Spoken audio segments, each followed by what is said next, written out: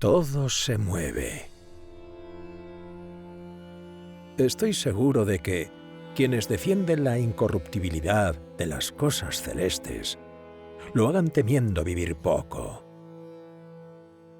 Por mi parte, no dejaré que mi edad ni mi exilio frenen mi mente inquieta.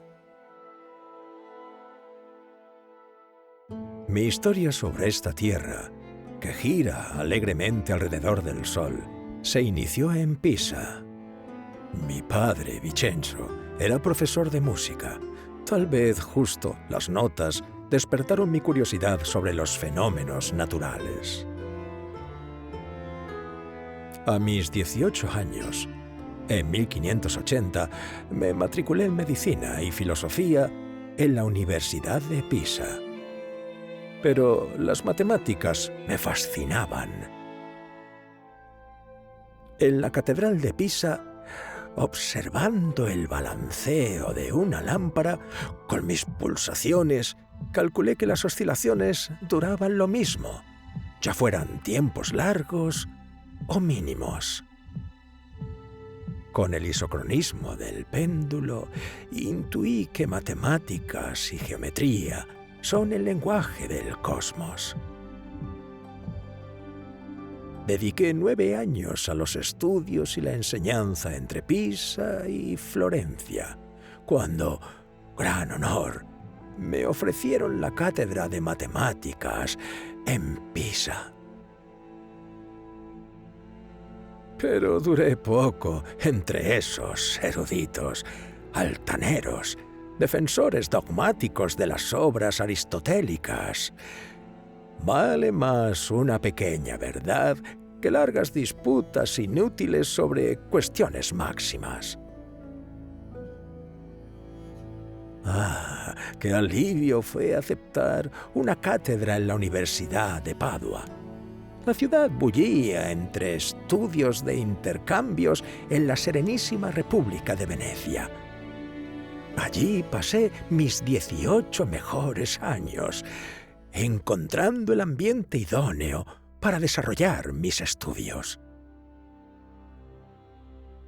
Desarrollé mi método basado en el rigor de las demostraciones geométricas y en la observación de la naturaleza, del todo científico. Cada vez más seguro de que la lengua de las matemáticas es la del universo, seguí estudiando el movimiento de los cuerpos y hallé las reglas que mueven los astros en el cielo y una canica en un plano inclinado. Justo mirando el cielo, hice mis hallazgos más fabulosos. Ya había construido varios instrumentos, como el compás, por el que era conocido en Europa. Cuando me enteré de un aparato admirable que ampliaba la vista, usado solo con extravagancia o en el estudio de alguien curioso. Pronto perfeccioné el telescopio, no para mirar el suelo, sino el cielo. Un telescopio es un cilindro con 2 lentes, una objetivo convergente y otra ocular divergente. La ocular recoge los rayos convergentes del objetivo para que resulten paralelos y formar una imagen recta y ampliada hasta 20 veces.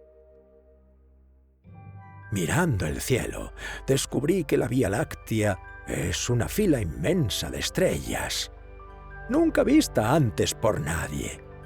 Y mirando a la luna, ¿cuál no fue mi maravilla al no hallar una superficie igual y lisa, perfectamente esférica, como creían todos para los cuerpos celestes, sino desigual, áspera, repleta de valles y salientes, no diferente de la faz de la tierra? Sin duda, esto negaba para siempre la teoría aristotélica de la naturaleza distinta de los cuerpos celeste y la tierra. Aunque la revolución auténtica llegó al observar Júpiter. Pude ver 4 satélites que giraban a su alrededor y seguían toda su órbita.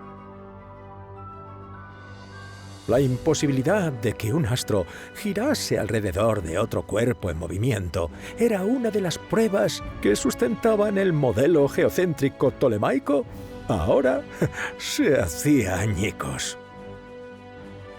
Con estas y otras muchas observaciones, como las de las fases de Venus y Mercurio, era mucho más probable que el modelo copernicano fuese correcto, con el Sol en el centro y la Tierra y demás planetas girando a su alrededor.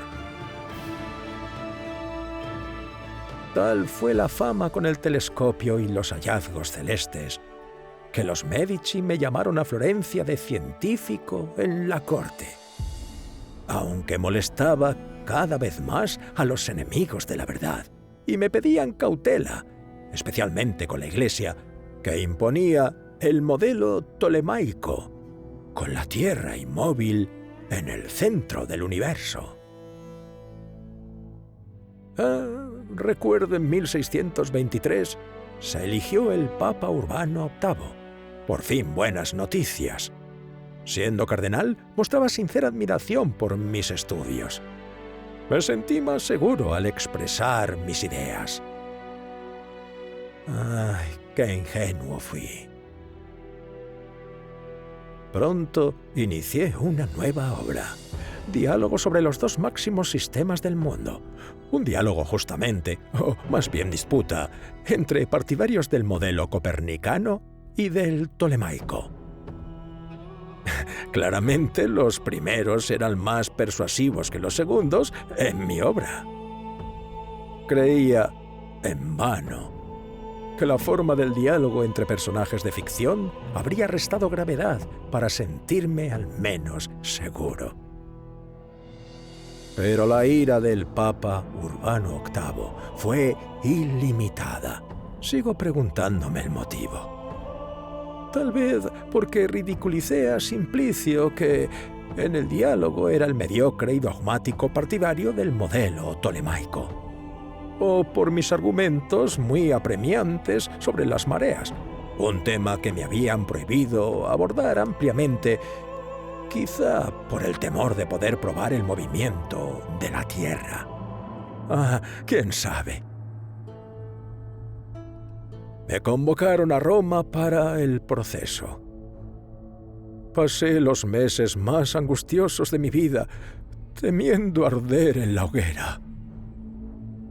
La cárcel y el horror de la tortura me destruyeron el alma. ¿Por qué sufrir tanto solo por decir la verdad?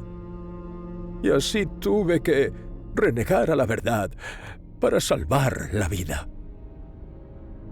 Abjurar ante un tribunal, que es el gesto más difícil para un hombre de ciencias como yo. Pero mi apego a la vida y mi voluntad de seguir mis estudios eran muy fuertes. Llevo años encerrado aquí, en esta casa fuera de Florencia, en el exilio impuesto por la Inquisición. Me han vencido. Soy un anciano, enfermo y ciego. Pero las ideas ni la verdad pueden encerrarse ni vencer, y la ceguera no puede nublarlas. Fui el primero con mi telescopio en observar el cielo con nuevos ojos, y vendrán otros que inventarán instrumentos para llevar nuestra mirada cada vez más lejos y entender la inmensidad del universo.